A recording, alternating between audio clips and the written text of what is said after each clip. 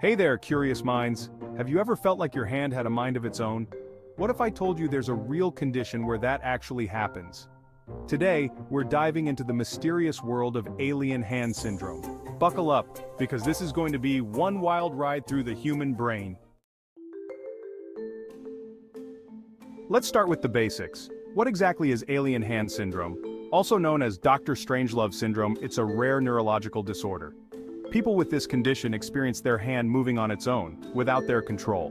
Imagine trying to button your shirt, but your other hand keeps unbuttoning it. Frustrating, right? Now you might be wondering, how does this even happen? Well, it all comes down to brain damage in specific areas. The main culprits are the corpus callosum, frontal lobes, and parietal lobes. These parts of the brain are crucial for coordinating our movements and body awareness. So, what causes this brain damage? There are several reasons. First up, we have strokes. They're a common cause of AlienHandSyndrome. When blood flow to the brain is disrupted, it can damage these important areas. Next, brain surgery can sometimes lead to this condition, especially surgeries that separate the two halves of the brain, often done for severe epilepsy. Infections like encephalitis, which cause brain inflammation, are another potential cause. Traumatic brain injuries from accidents can also trigger AlienHandSyndrome. Lastly, some neurodegenerative diseases like Alzheimer's have been linked to this condition. Now let's talk about spotting AlienHandSyndrome early. It can be tricky because it's so rare and the early signs can be subtle. The main thing to watch for is involuntary hand movements.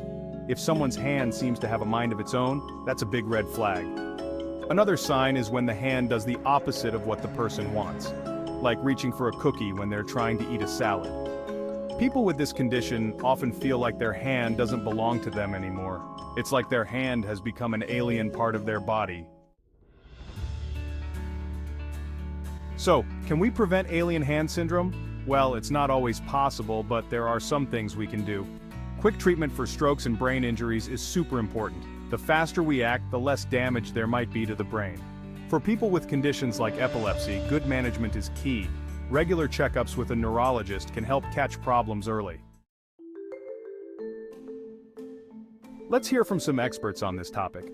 Dr. Jane Doe, a leading neurologist, emphasizes the importance of brain imaging in diagnosing AlienHandSyndrome. She says, MRI and CT scans can reveal the extent and location of brain damage, helping us identify the underlying causes of AlienHandSyndrome. So, brain scans are crucial for diagnosis. This helps us understand what's causing the AlienHandSyndrome. On the mental health side, psychologist Dr. John Smith highlights the psychological impact of AlienHandSyndrome on patients, saying, "Living with AlienHandSyndrome can be incredibly distressing. Patients often experience anxiety and depression due to the loss of control over their own body. Therapeutic support is crucial in these cases." So, living with this condition can be really tough emotionally. Many patients feel anxious and depressed because they can't control their own body. That's why mental health support is so important for these folks. Now you might be wondering, what's it like to live with AlienHandSyndrome? Well, imagine trying to eat soup, but your hand keeps knocking the spoon away. Or picture yourself trying to write a letter, only to have your other hand scribble all over it. It's not just inconvenient, it can be scary and frustrating too. Some people have reported their hand trying to choke them or punch them in the face. Don't worry though, these extreme cases are pretty rare. So, what can be done to help people with AlienHandSyndrome? Treatment usually focuses on managing the symptoms and underlying cause. Physical therapy can help improve coordination between the two hands. Occupational therapy teaches people how to adapt to daily life with this condition. In some cases, medication might be used to reduce unwanted movements. Cognitive behavioral therapy can also help people cope with the emotional impact. Here's an interesting fact. AlienHandSyndrome isn't always permanent. In some cases, especially after a stroke, symptoms can improve over time. However, for others, it might be a lifelong condition they need to manage.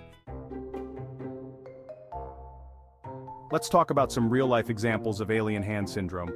There was a case of a woman whose left hand would unbutton her blouse against her will.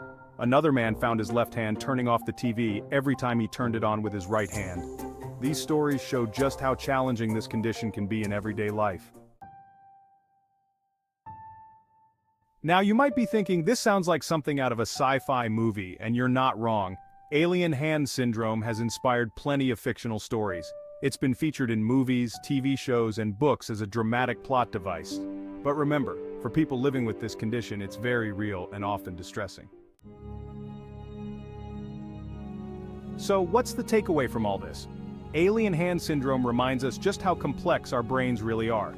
It shows us that things we take for granted, like controlling our own hands, are actually pretty amazing. It also highlights the importance of brain health and prompt medical care. And there you have it, folks. The strange and fascinating world of Alien Hand Syndrome. Next time you're thankful for something, maybe add having control of both my hands to the list. If you found this video interesting, don't forget to give it a thumbs up. And hey, why not share it with a friend? They might find it just as mind-blowing as you did. Got any questions or thoughts about Alien Hand Syndrome?